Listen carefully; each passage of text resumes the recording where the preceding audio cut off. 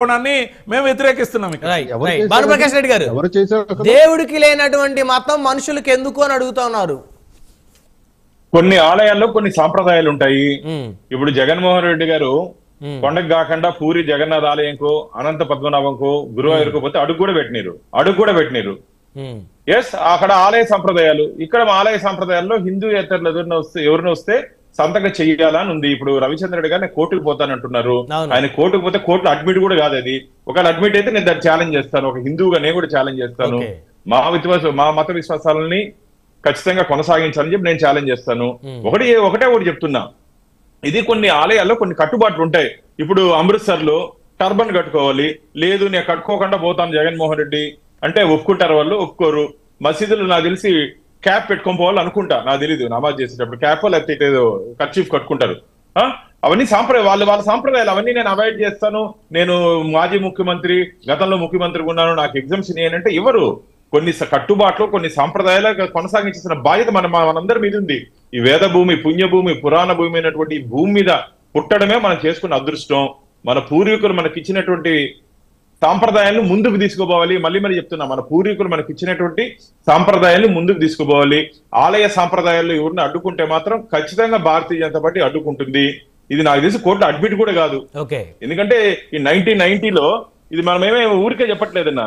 ఇది మేమేదో భానుప్రకాష్, జగన్మోహన్ రెడ్డి, చంద్రబాబు నాయుడు గారు, పవన్ కళ్యాణ్ ఇచ్చింది కాదు.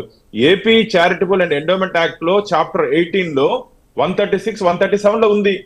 కాబట్టి దీన్ని ఏదో ఏ వ్యక్తి కోసమో జగన్మోహన్ రెడ్డి గారి కోసమో మార్పు చేయాలంటే కుదరదు, కుదిరే ప్రసక్తే లేదు.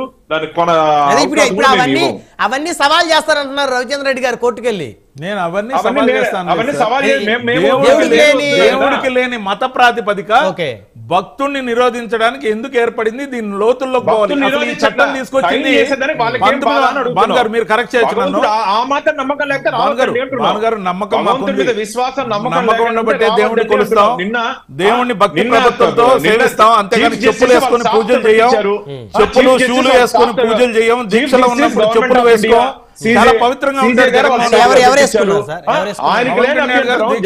చెప్పులతోనే నడుస్తున్నారు, చెప్పులతో నడుస్తున్నారు. మరి చంద్రబాబు నాయుడు గారు పూజలు చేసేటప్పుడు సాక్షాత్ వెంకటేశ్వర స్వామి ఫోటో పట్టుకున్నప్పుడు ఉన్నారు. విజువల్స్ అన్ని నేను చూపిస్తాను. సంతకం పెట్టేది ఇష్టం లేదు. ఎవరు చెప్పారు? ఇష్టం లేకపోవడం కాదు బంగారు. ఇక్కడ రాజకీయ కోణం అనేది చాలా అసహ్యంగా ఉంది. అంటే ఆయన ఒక నాన్ హిందూ కాబట్టి ఓట్లన్నీ కూడా మీకు రాకుండా చేద్దామనే ఆలోచన. కాబట్టి కోర్టులో ఛాలెంజ్ చేసేది మా మత విశ్వాసాలని తిరిగి దాన్ని ఏదో ఆయనకు లేని మతం బీబీ నాచారమ్మ గారిని ఆయన పెళ్లి చేసుకున్నాడు. ఆయనకు లేని మతం వల్ల మీకెందుకు అని అడుగుతున్నారు. పక్షాన తీర్పు అనుకూలంగా వచ్చింది. దేవుడికి లేని మతం వల్ల మీకెందుకండి? ఇప్పటికే జగన్మోహన్ రెడ్డి గారి సమయంలో టీటీడీలో తీసుకున్న నిర్ణయాల మీద 8 సార్లు అవన్నీ విచారించుకోండి. 8 పర్యాయాలు దేవుడికి లేని మతం వల్ల మీకెందుకు? గవర్నమెంట్ కి వ్యతిరేకంగా తీర్పు వచ్చింది. జగన్మోహన్ రెడ్డి గారు తీసుకున్న నిర్ణయానికి వ్యతిరేకంగా తీర్పు వచ్చింది. అన్ని నేనే వేసాను వ్యక్తిగతంగా. రైట్. శాంతి ప్రసాద్ గారు, జగన్మోహన్ రెడ్డి గారు దేవుడికి పూజ చేసేటప్పుడు ఎప్పుడు చెప్పులు వేసుకొని బూట్లు వేసుకొని చేసే అలవాటు లేదని అంటున్నారు. వాటికి చెప్తాను.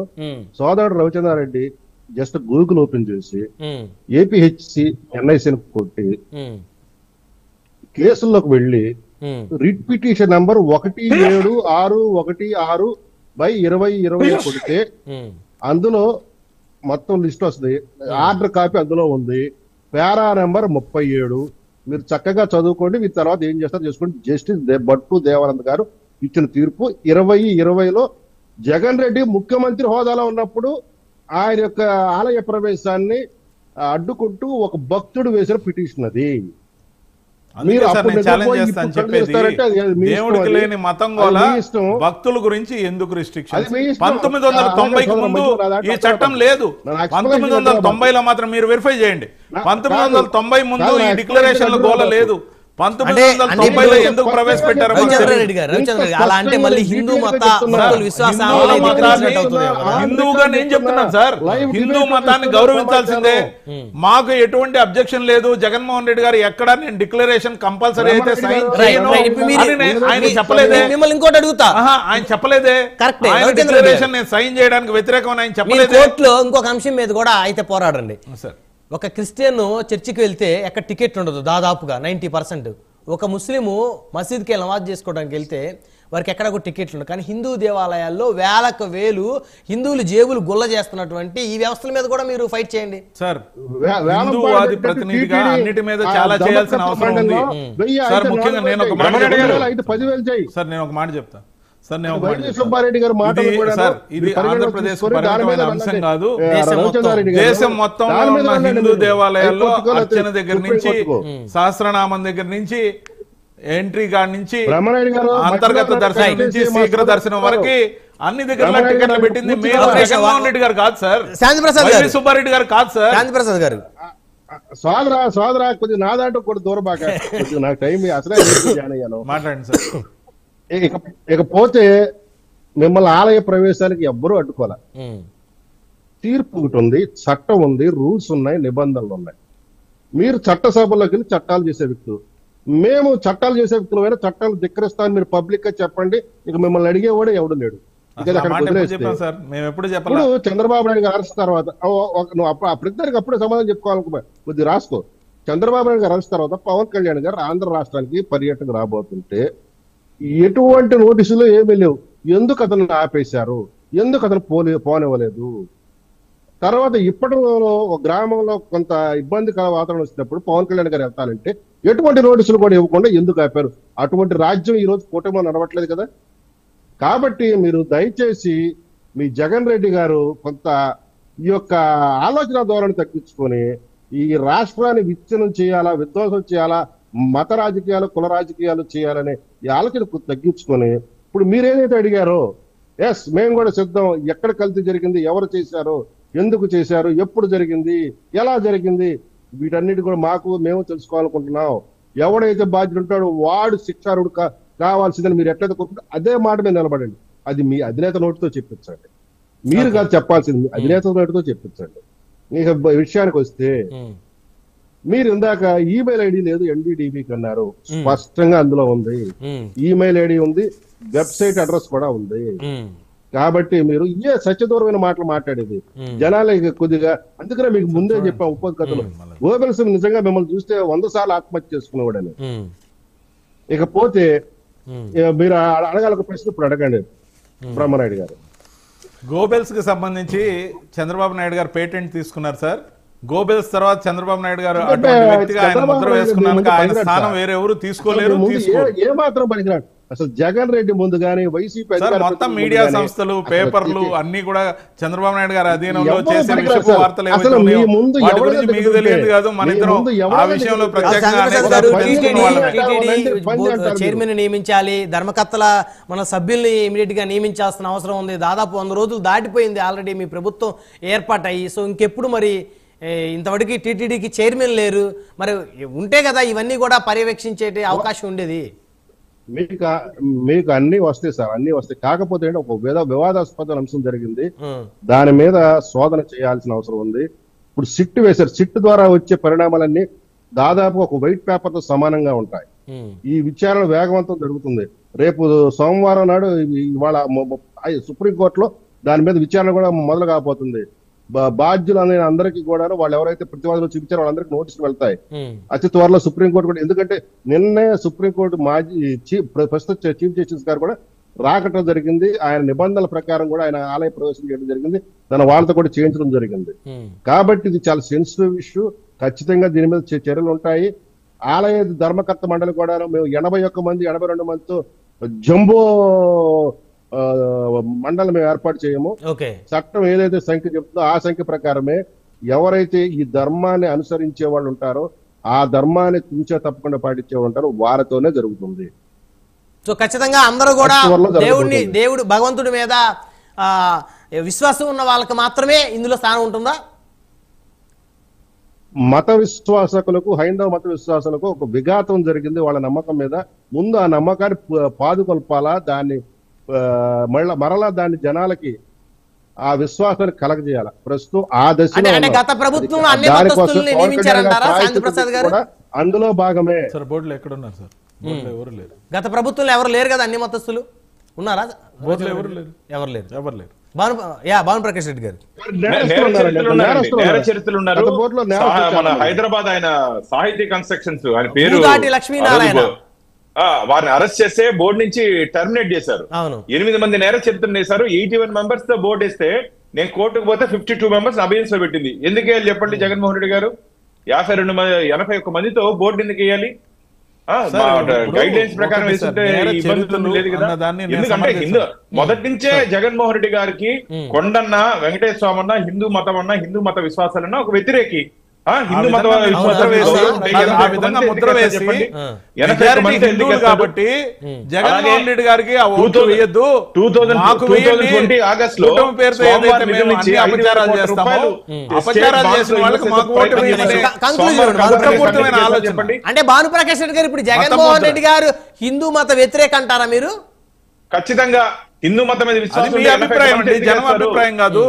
జనం కోరుకుంటే మళ్ళీ ముఖ్యమంత్రి అవుతారు ఆయన. ఆ కోణంలో మేము ముందడుగు వేస్తాం, ప్రజలు తీర్మానిస్తారు. మీరు ఎంత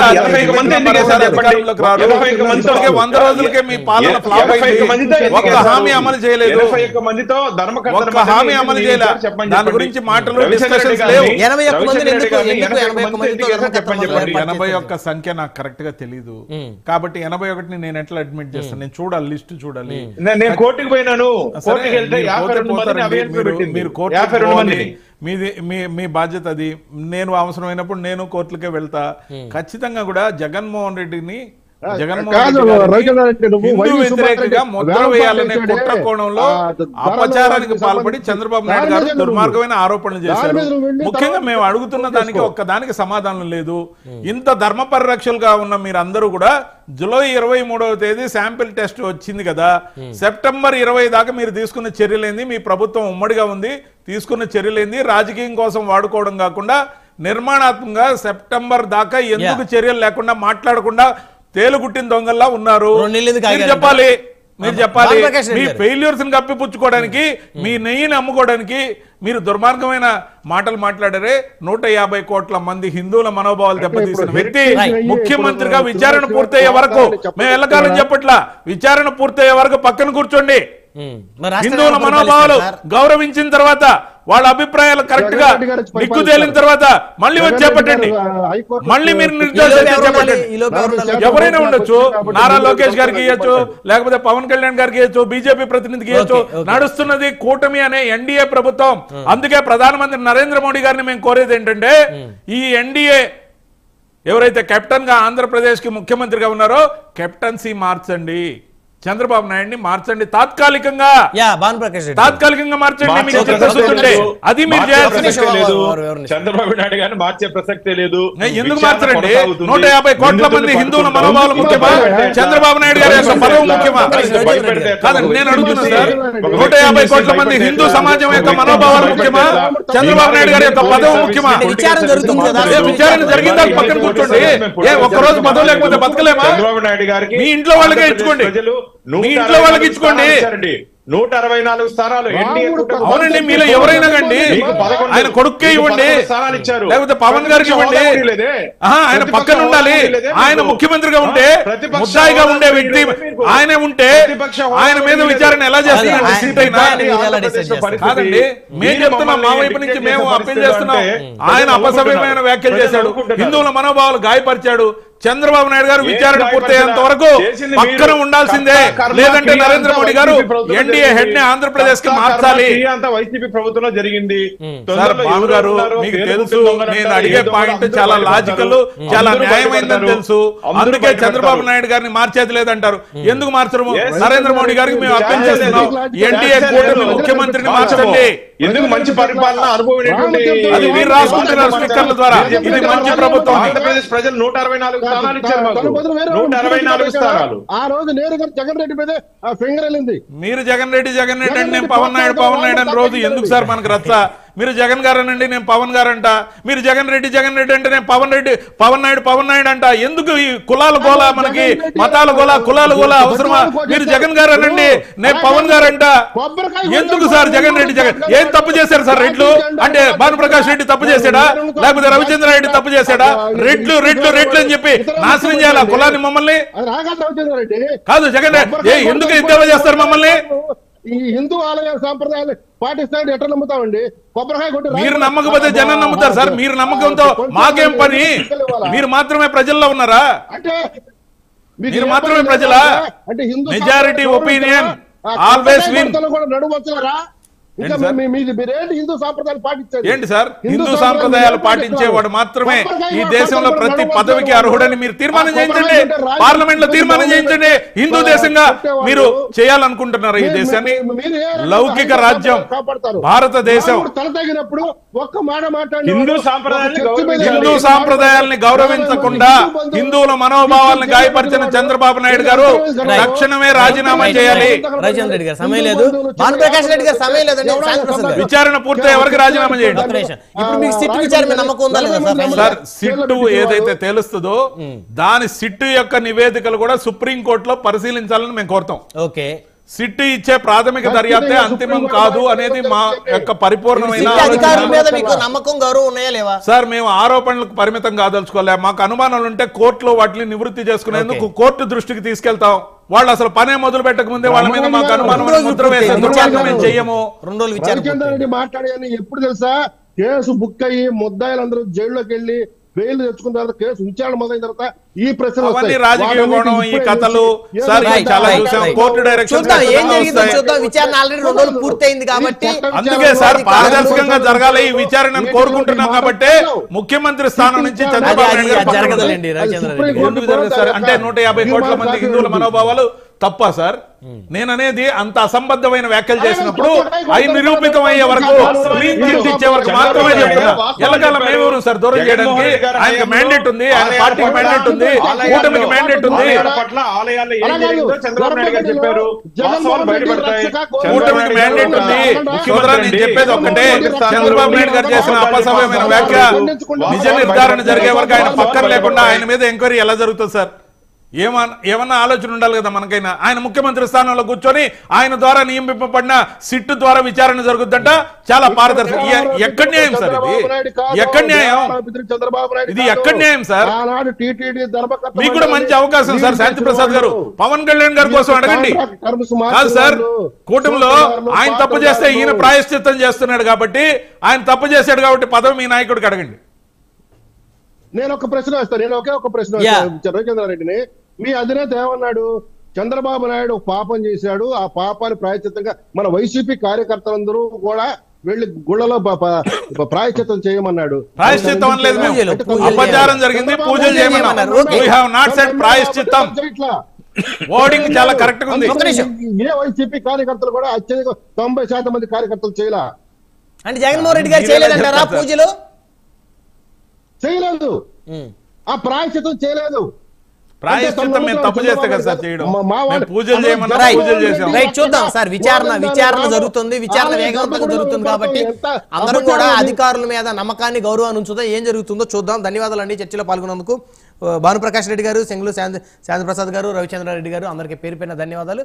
మరి ఇది వాళ్ళ హాట్ టాపిక్. చూస్తూనే ఉండండి. Keep watching prime day news.